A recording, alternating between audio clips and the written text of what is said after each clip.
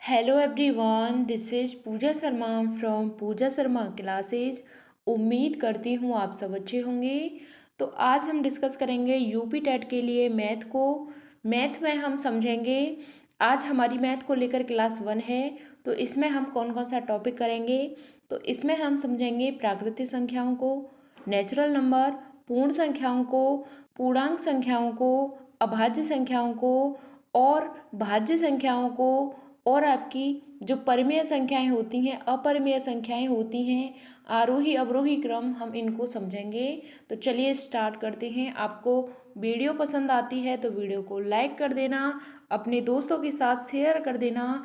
Channel को subscribe नहीं किया है तो चैनल को सब्सक्राइब कर लेना और बेल आइकन को प्रेस कर लेना, जिससे आने वाली वीडियो का भी नोटिफिकेशन आपको मिल जाएगा।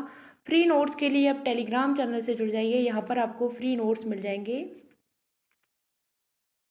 तो चलिए स्टार्ट करते हैं, समझते हैं। जो आपकी प्राकृतिक संख्याएं होती हैं, यह क्या होती हैं इनको समझते हैं। इनको हम नेचुरल नंबर भी कहते हैं, नेचुरल नंबर भी इनको कहते हैं हम प्राकृतिक संख्याओं को। तो यह एक से लेकर अनंत तक जाने वाली जो संख्याएं होती हैं वह आपकी क्या कहलाती हैं, प्राकृतिक संख्याएं कहलाती हैं। जैसे बात करते हैं, एक से लेकर आपकी अनंत तक जाने वाली संख्याएं हमारी प्राकृतिक संख्याएं कहलाती हैं। जैसे 1, 2, 3, 4, 5, इस तरीके से यह लगातार चलती रहती हैं, अनंत तक जाती हैं। तो यही हमारी क्या कहलाती हैं, प्राकृतिक संख्याएं कहलाती हैं, नेचुरल नंबर कहलाती हैं। इसमें जीरो नहीं होता है, इसको याद रखना है कि इसमें जो जीरो होती है वह नहीं होती है, क्योंकि यह हमारी कैसी संख्याएं हैं, प्राकृतिक संख्याएं हैं, इसलिए इसमें जीरो नहीं होती है। आपने समझा कि प्राकृतिक संख्याएं होती हैं वह एक से लेकर अनंत तक जाने वाली संख्याएं होती हैं, वही प्राकृतिक संख्याएं होती हैं। यहाँ से लेकर, एक से लेकर इसमें जीरो नहीं आती है। अगर आपकी इसमें जीरो आ जाएगी तो यह आपकी कैसी संख्याएं बन जाएंगी, यह आपकी पूर्ण संख्याएं बन जाएंगी, यानी कि होल नंबर बन जाएंगी। जो आपकी नेचुरल संख्याएं होती हैं कैसी होती हैं, एक से स्टार्ट होती हैं और अन्य तक जाती हैं। यहाँ तक बात क्लियर। चलिए अब नेक्स्ट समझते हैं, जो आपकी पूर्ण संख्याएं होती हैं यह कैसी होती हैं। इनको हम क्या कहते हैं, इंग्लिश में होल नंबर कहते हैं, होल नंबर कहते हैं इनको। जो यह संख्याएं होती हैं, पूर्ण का मतलब होता है, नाम से ही स्पष्ट होता है कि पूर्ण, पूर्ण का मतलब जीरो से स्टार्ट होने वाली संख्याएं हैं। जीरो से लेकर 0, 1, 2, 3, 4, 5, 6, इस तरीके से यह अनंत तक जाने वाली संख्याएं होती हैं, वह आपकी क्या कहलाती हैं, पूर्ण संख्याएं कहलाती हैं। यहाँ तक बात क्लियर। अगर आपको कोई भी कन्फ्यूजन होता है तो आप हमसे बोल सकते हैं। देखिए, जो आपकी नेचुरल संख्याएं होती हैं वह एक से लेकर अनंत तक जाती हैं। जो आपकी पूर्ण संख्याएं होती हैं यह जीरो से स्टार्ट होती हैं और अनंत तक जाती हैं, यानी कि इन्फिनिटी तक जाती हैं। तो यही आपकी क्या कहलाती हैं, पूर्ण संख्याएं कहलाती हैं। अब समझते हैं, जो आपकी पूर्णांक संख्याएं होती हैं यह कौन सी होती हैं। पूर्णांक संख्याएं होती हैं, यह कौन कौन सी संख्याएं होती हैं। पूर्णांक संख्याओं को हम क्या कहते हैं, इंटीजर कहते हैं, इंटीजर्स कहते हैं इनको। यह संख्याएं होती हैं, इनको हम कैसे लिखते हैं, यहाँ पे समझिए। जो आपकी यहाँ पे सेंटर में जीरो होती है, इसके इधर को जाएंगी संख्याएं, इधर को जाएंगी तो आपकी क्या होंगी, प्लस में होंगी। अगर इधर को जाती हैं यह संख्याएं कैसी होंगी, आपकी माइनस में संख्याएं होंगी। यहाँ तक बात क्लियर। इधर को जाएंगी तो 1, 2, 3, इस तरीके से जाएंगी। इधर को जाएंगी तो -1, -2, -3, इस तरीके से यह संख्याएं जाएंगी। यही आपकी क्या कहलाती हैं, पूर्णांक संख्याएं कहलाती हैं। पूर्णांक संख्याएं कहलाती हैं, इंटीजर्स कहलाती हैं। अब नेक्स्ट समझते हैं, जो आपकी अभाज्य संख्याएं होती हैं यह क्या होती हैं। तो अभाज्य संख्याएं आपकी, इनको हम क्या बोलते हैं, प्राइम नंबर बोलते हैं। अब बात करते हैं, जो आपकी अभाज्य संख्याएं हैं यह किस तरीके से चलती हैं। तो सबसे छोटी आपकी अभाज्य संख्या कौन सी होती है, कई बार, यानी कि कोई भी ऐसा प्रीवियस ईयर क्वेश्चन पेपर नहीं गया है, आपका प्रीवियस ईयर क्वेश्चन पेपर नहीं गया है जिसमें आपसे अभाज्य संख्या के विषय में नहीं पूछा गया हो, क्योंकि जो आपकी जो संख्याएं हैं, जो संख्या पद्धति है, नंबर सिस्टम, यह चैप्टर है आपका, तो इसमें कई बार पूछा जा चुका है, तो आपको इनके विषय में पता होना चाहिए। सबसे छोटी अभाज्य संख्या कितनी होती है? 2 होती है। सबसे छोटी अभाज्य संख्या 2 होती है। तो चलिए इनके विषय में थोड़ा सा समझ लेते हैं। अभाज्य संख्याएं वे होती हैं जो खुद से विभाजित हों या फिर 1 से विभाजित हों। अभाज्य संख्याएं क्या होती हैं? वे होती हैं जो खुद से विभाजित हों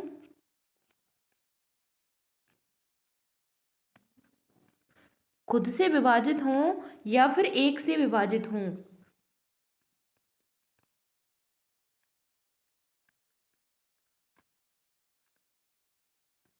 यही आपकी क्या कहलाती हैं? प्राइम नंबर कहलाती हैं, अभाज्य संख्या कहलाती हैं। अब समझते हैं कौन कौन सी होती हैं जो आपकी अभाज्य संख्याएं कहलाती हैं। तो पहली आती है आपकी 2, फिर आती है आपकी 3, 5, 7, 11, 13, इस तरीके से यह चलती हैं। तो यही आपकी क्या कहलाती हैं? अभाज्य संख्याएं कहलाती हैं। यानी कि जो खुद से विभाजित हों और 1 से विभाजित हों, वही आपकी क्या कहलाती हैं? प्राइम नंबर कहलाती हैं। जैसे 2, 3, 5, 7, 11, 13, यह आपकी क्या हो जाती हैं? अभाज्य संख्याएं हो जाती हैं, जो खुद से भी विभाजित होती हैं और यह 1 से भी विभाजित होती हैं। कई बार पूछा जा चुका है कि जो सबसे छोटी अभाज्य संख्या होती है कौन सी होती है? तो सबसे छोटी अभाज्य संख्या आपकी 2 होती है। यह आपका क्वेश्चन कई बार पूछा जा चुका है। यहाँ तक बात क्लियर। अब हम बात करते हैं जो आपकी 1 से लेकर 100 तक की जो अभाज्य संख्याएं होती हैं, इनमें कितनी अभाज्य संख्याएं हो जाती हैं। यानी कि आपसे अगर पूछा जाए कि 1 से लेकर 100 तक जो अभाज्य संख्याएं होती हैं कितनी होती हैं, तो आपको बताना है इसमें 25 अभाज्य संख्याएं होती हैं। कितनी होती हैं? इसमें 25 अभाज्य संख्याएं होती हैं 1 से लेकर 100 तक। यहाँ तक बात क्लियर। चलिए अब नेक्स्ट समझते हैं जो आपकी भाज्य संख्याएं होती हैं, इनके विषय में समझते हैं। तो भाज्य संख्याएं क्या होती हैं? जो जितनी भी आपकी अभाज्य संख्याएं होती हैं उनको छोड़ करके, जो आपकी अभाज्य संख्याएं होती हैं उनको छोड़ करके जो भी संख्याएं आपकी बचती हैं, वही आपकी भाज्य संख्याएं कहलाती हैं। क्या कहलाती हैं? भाज्य संख्याएं कहलाती हैं।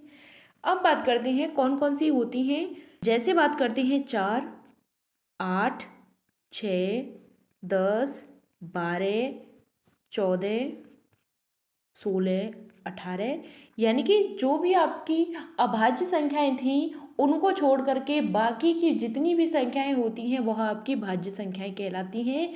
यानी कि इनको हम भाग करते हैं तो इनका भाग हो जाता है, यानी कि किसी भी संख्या से भाग दे सकते हैं तो हो जाता है। लेकिन जो आपकी अभाज्य संख्याएं होती हैं, प्राइम नंबर होते हैं, उनमें क्या होता है कि वह खुद से विभाजित होंगी या फिर 1 से विभाजित होंगी, अन्यथा वह किसी से विभाजित नहीं हो सकती हैं। यहाँ तक बात क्लियर। चलिए इनको थोड़ा सा यहाँ पे लिख लेते हैं कि अभाज्य संख्या को छोड़कर जितनी भी संख्याएं होती हैं, अभाज्य संख्या को छोड़कर जो संख्याएं होती हैं वही आपकी क्या कहलाती हैं? भाज्य संख्याएं कहलाती हैं। अब नेक्स्ट बात करते हैं परिमेय संख्या की। इनको हम क्या कहते हैं? रेशनल नंबर कहते हैं। यह वह संख्याएं होती हैं जो P/Q के रूप में व्यक्त होती हैं। कैसी होती हैं? जो संख्याएं P/Q के रूप में व्यक्त होती हैं, P/Q के रूप में व्यक्त होती हैं, वही आपकी क्या कहलाती हैं? रेशनल नंबर कहलाती हैं। अब जैसे बात करते हैं, एग्जाम्पल में बात करते हैं, जैसे आपका 3/5 हो गया, 5/6 हो गया, 7/9 हो गया। यानी कि P/Q के रूप में जो लिखी जाती हैं, इस तरीके से जो आपकी इस तरीके से संख्याएं लिखी जाती हैं वही आपकी क्या कहलाती हैं? परिमेय संख्याएं कहलाती हैं। यहाँ तक बात क्लियर। और इसमें बात करते हैं तो जीरो होती है, वह आपकी क्या होती है? एक परिमेय संख्या होती है। नोट करके लिख लेना, जीरो क्या है? आपकी परिमेय संख्या है। यहाँ तक बात क्लियर। जो संख्याएं P/Q के रूप में व्यक्त की जाएं वही आपकी परिमेय संख्याएं कहलाती हैं, रेशनल नंबर कहलाती हैं। कई बार यहाँ से क्वेश्चंस बने हैं तो आपको इनको अच्छे से पढ़ लेना है। आगे बात करते हैं हम अपरिमेय संख्या की। तो अपरिमेय संख्या होती है, इनको हम इनरेशनल नंबर कहते हैं। हमने परिमेय संख्या को समझा जो हमारी p बटे q के रूप में होती हैं, परिमेय होती हैं, परिमेय होती हैं। अब बात करते हैं जो अपरिमेय संख्या होती हैं जो p बटे q के रूप में नहीं लिखी जाती हैं, जो p बटे q के रूप में नहीं लिखी जाती हैं वही हमारी क्या होती हैं, अपरिमेय संख्याएं कहलाती हैं, अपरिमेय संख्याएं कहलाती हैं। तो आपको नोट करके लिख लेना है, जिन्हें हम p बटे q के रूप में व्यक्त नहीं कर सकते हैं, व्यक्त नहीं कर सकते हैं, वही आपकी क्या कहलाती हैं, अपरिमेय संख्याएं कहलाती हैं। जैसे बात करते हैं एग्जाम्पल की, जैसे √3, √7, √9, √2, तो यह आपकी क्या हो जाती हैं, अपरिमेय संख्याएं हो जाती हैं। अब समझते हैं जो आपकी पाई है यह कैसी संख्या है, जो आपकी यह पाई है यह कैसी संख्या है, तो यह आपकी एक अपरिमेय संख्या है। कैसी है, अपरिमेय संख्या है। यहाँ तक बात क्लियर। आपको समझना है कि जो पाई है आपकी कैसी संख्या है, तो यह आपकी अपरिमेय संख्या है, कई बार पूछी जा चुकी है तो आपको पता होनी चाहिए। अब समझते हैं आरोही क्रम को। आरोही क्रम क्या होता है कि जो छोटे से बड़े नंबर की तरफ जाता है वही आपका आरोही क्रम कहलाता है। छोटे से बड़े की तरफ जाना, छोटे से बड़े नंबर की तरफ जाना, छोटे से बड़े नंबर की तरफ जाना आपका आरोही क्रम कहलाता है। जैसे बात करते हैं हम, जैसे आपका 4, एग्जाम्पल में बात करते हैं, जैसे 4, फिर आपका आ गया 6, फिर आता है 9, यानी छोटे नंबर से हम इधर को बड़े नंबर की तरफ जा रहे हैं तो यही आपका क्या हो जाता है, आपका आरोही क्रम हो जाता है। यानी कि सबसे छोटा नंबर से हम बड़े नंबर की तरफ बढ़ रहे हैं तो आरोही क्रम हो जाता है। अब बात करते हैं अवरोही क्रम की। तो बड़े से छोटे नंबर की तरफ जाना,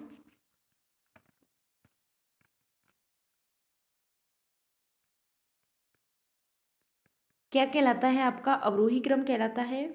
जैसे बात करते हैं आपका 90 हो गया, 70 हो गया, 50 हो गया, 40 हो गया, तो यानी कि बड़े नंबर से छोटे नंबर की तरफ जा रहे हैं। यानी कि जब हम आरोही क्रम को समझते थे तो हम छोटे नंबर से बड़े नंबर की तरफ जाते थे, छोटे नंबर से बड़े नंबर की तरफ जाते थे, लेकिन अब हम अवरोही क्रम को समझ रहे हैं तो बड़े नंबर से छोटे नंबर की तरफ जाएंगे।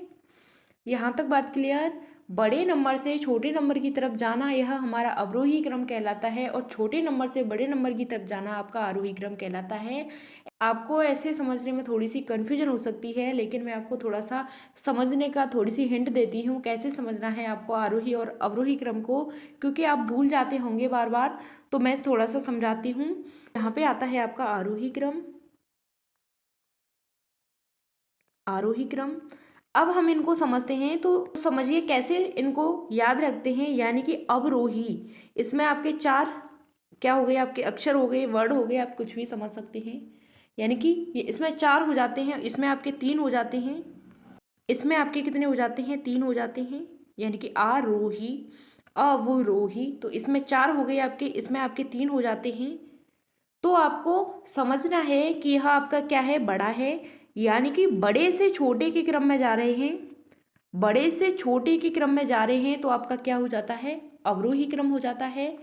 आरोही की बात करते हैं, छोटे से बड़े की तरफ जा रहे हैं तो आपका क्या हो जाता है, आरोही क्रम हो जाता है। तो आपको इस तरीके से समझना है कि आपको बड़ा वाला पूछा है यानी कि अवरोही पूछा है तो आपके इसमें 4 अक्षर हैं, तो बड़े से छोटे की तरफ जाना है। आरोही की बात करते हैं, छोटा है तो हमें छोटे से बड़े की तरफ जाना है। आपको यह ध्यान रखना है कि सबसे फर्स्ट पर आपका अवरोही पूछा है तो यहाँ पे बड़ा वाला आएगा, सबसे छोटा पूछा है तो यहाँ पे छोटा वाला आएगा। यहाँ तक बात क्लियर। चलिए आगे की नेक्स्ट वीडियो में हम समझेंगे आपके यूनिट डिजिट को। यहाँ से आपका क्वेश्चन बनता है यूनिट डिजिट। यूनिट डिजिट को समझेंगे, इकाई अंक।